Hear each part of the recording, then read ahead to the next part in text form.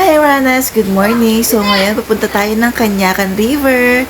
Samahan nyo kami. Tara! Ito nga pala yung daan papunta doon sa North Sagaray, Bulacan sa Canyacan River. Andito na kami sa palatandaan ng North Sagaray, Bulacan. Itong crossing na to, kapag nandito ka na, ibig sabihin nasa Sagaray ka na guys. So ayan, medyo malapit-lapit na tayo sa katotohanan.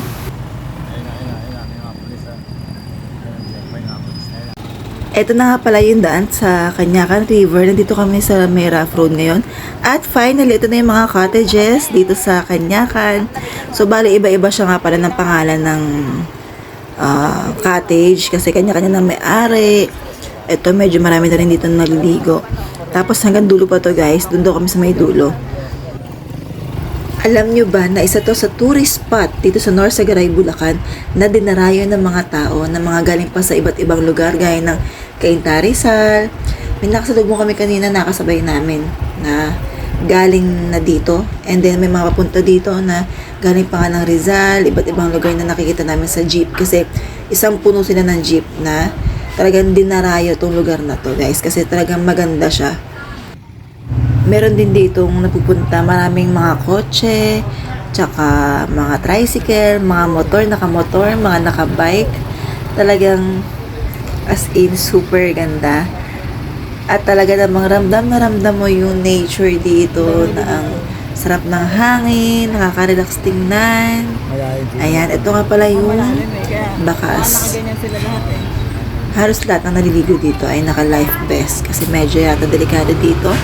Kita nyo, naglakad na sila kasi medyo rough road dito at pagka mabigat na sakay ng tricycle, baka ma-flat yung gulong namin.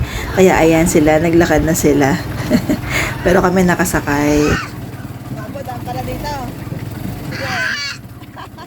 Exercise muna kaya, exercise. Asabot-bot.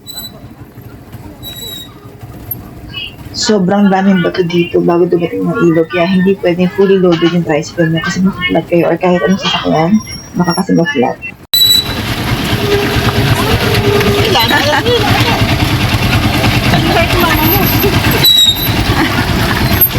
Yan. Alam, bilis na kailang ha.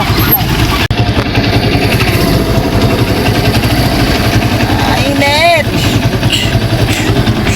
Kung nagukod din tayo kahit bago gawa yung kilay ko. And finally, nandito na tayo sa Canyacan River. Ito, naglalakad na kami. Medyo konting lakarin pa rin papunta doon sa ilog. Sobrang init ng panahon. Asarap talaga magabad sa tubig, guys. Sobrang excited ng mga bata. Siyempre, pati si Mami excited na for them. Ayan, konting-konti na lang talaga. Nandito na kami. Natatanaw ko na yung ilog, guys. Konting taste na lang mga init.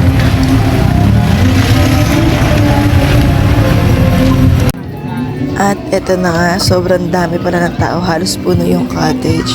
So, naghahanap lang kami ng available.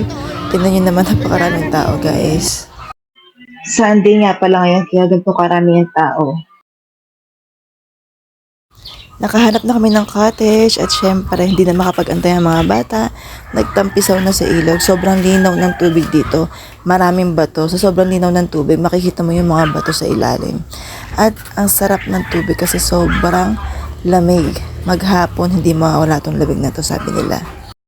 Kung gusto niyo na maraming tao, magpunta kayo dito ng Friday, Saturday, and Sunday. At kung ayaw niyo naman ng maraming tao, weekdays kayo magpunta.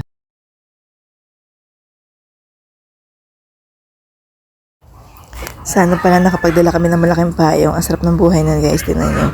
May payong, tapos nakalubog lang siya sa tubig, diba? Sarap sa pakiramdam niyan. Hindi mo mararamdaman ang init ng araw. Sa totoo lang, hindi nakakatakot mag-swimming kapag ganito karami yung tao. Kasi pag may kinangay na bata or kahit matanda, maraming haharang kasi sobrang dami ng tao pagka weekends.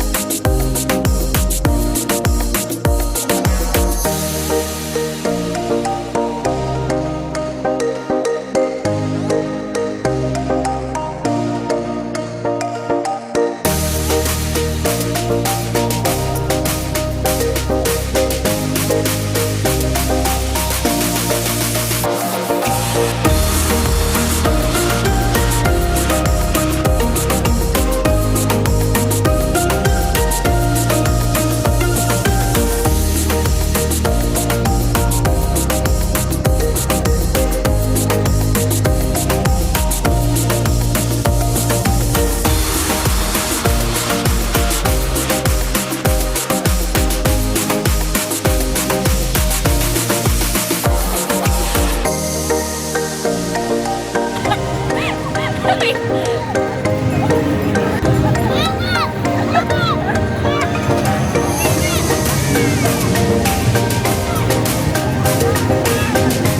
hindi po kayo.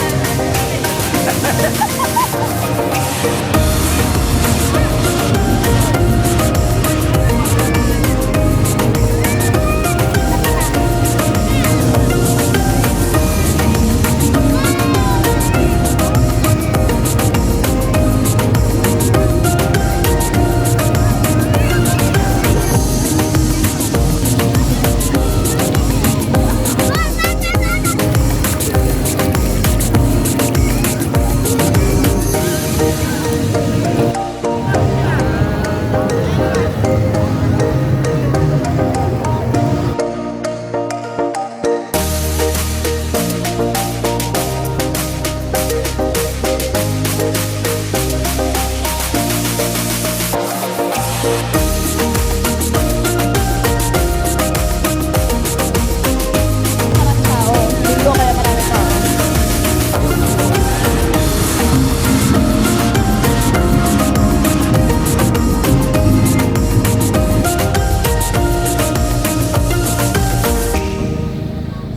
Time check, 2 p.m. at pauwi na kami kasi tumataas daw yung tubig dito pagdating na alas 5 ng hapon. So para safe, uwi na muna kami.